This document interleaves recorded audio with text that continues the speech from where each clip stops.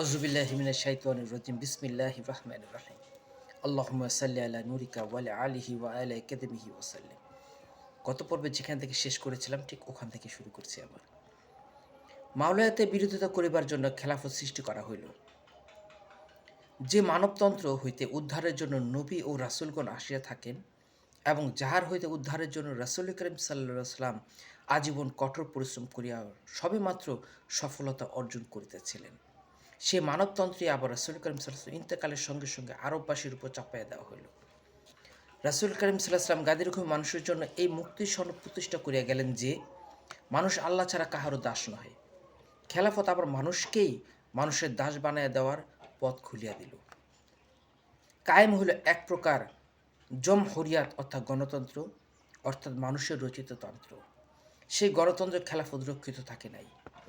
মাত্র ২.৫ বছর পরেই গণতন্ত্রমূলক নির্বাচন ত্যাগ করিয়া হযরত ওমর রাদিয়াল্লাহু তাআলা আনহু পরবর্তী খলিফা মনোনীত করা হইল। গণতন্ত্রের প্রতিষ্ঠাতাগণ নিজেরাই তাহাদের রচিত গণতন্ত্র ভাঙিয়া দিল। এইখানে স্বেচ্ছাতন্ত্র এবং পরবর্তী রাজতন্ত্রের বীজ বপন করা হইল। এইরূপে দেখা গেল যে মুহাম্মদী ইসলামী রাষ্ট্র গণতন্ত্রে অবধারণ করিয়া আর কখনো তাহা হইতে উত্তরণের দিকে অগ্রসর হইতে পারে নাই। মাওলা আলাইহিসসালাম প্রতিষ্ঠাকে তাহারও ব্যর্থ করিয়া দিল। তাহার শাসনের পর আর কখনো উহা উত্তরণের দিকে অগ্রসর হইতে পারে নাই।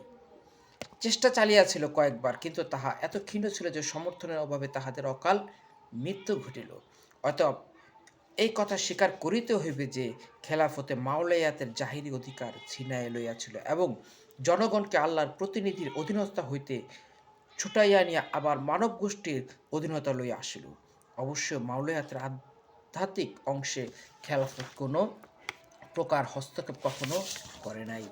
সুতরাং মাওলা আলী তাহার আধ্যাত্মিক কর্মজীবন এবং কার্যকলাপ এবং ইসলামের শিক্ষা দীক্ষা স্বাধীনভাবে খেলাফতকালে প্রচার করিতে পারিয়াছিলেন।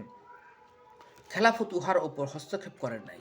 উহার প্রতিদানে মাওলা খেলাফতে পার্থিব ক্ষমতার উপর হস্তক্ষেপ করেন নাই। ফলত দেখা গেল খলিফাগণের সঙ্গে মাওলার মতভেদ ছিল অনেক, কিন্তু ক্ষমতার অধিকারে বিরোধ ছিল না। সেহেতু খেলাফতকালের শাসকদের খোলাফায়ে রাশিদিন বলা হইয়া থাকে, সুপথে চালিত খলিফাগণ। অবশ্য ইহা সংখ্যাধিক দলের মন্তব্য, সর্বদলীয় স্বীকৃত মন্তব্য নহে। খেলাফত ছিল এক প্রকার দিন ও দুনিয়া সম্মিলিত রাজত্ব।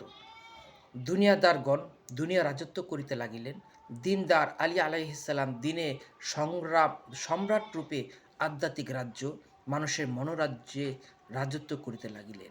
দুনিয়াদার খলিফারা দুনিয়াদারির ব্যাপারে খুব দক্ষতার সহিত রাজ্য বিস্তার এবং ক্ষমতার বিভোর প্রতিষ্ঠা করিতে লাগিলেন মানুষের প্রতিনিধি খলিফা রূপে।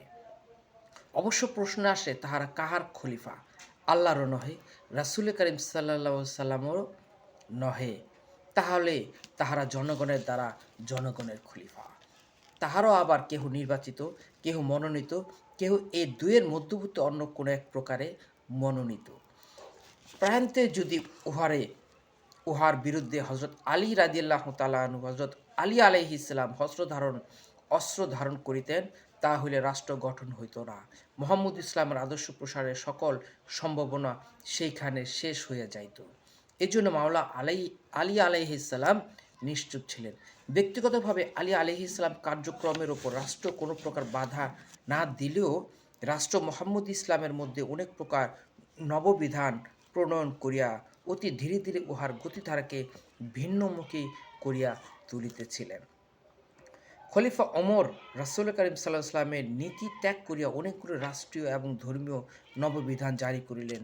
সেইগুলো মুহাম্মদী দ্বারা হইতে সম্পূর্ণ ব্যতিক্রম ছিল।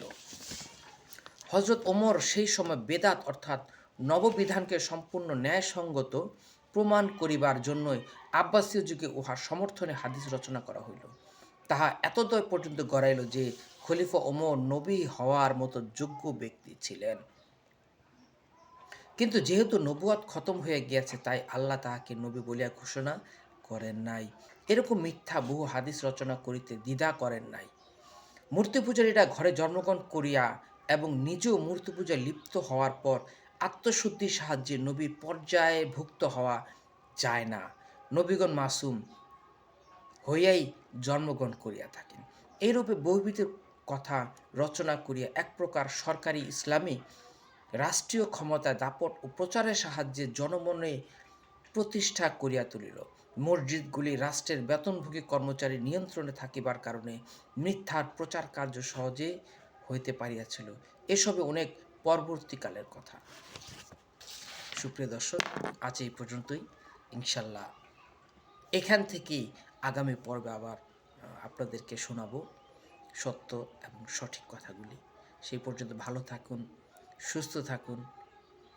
আপনার পরিবারের জন্য আমি দোয়া করি, আপনারা আমার পরিবারের জন্য দোয়া করবেন, আমার জন্য দোয়া করবেন। ভালো থাকবেন। আমাদের এই চ্যানেলটি যদি আপনাদের ভালো লাগে, লাইক, শেয়ার, কমেন্ট করবেন এবং অবশ্যই সাবস্ক্রাইব করবেন। ভালো থাকবেন। আসসালামু আলাইকুম রহমতুল্লাহ।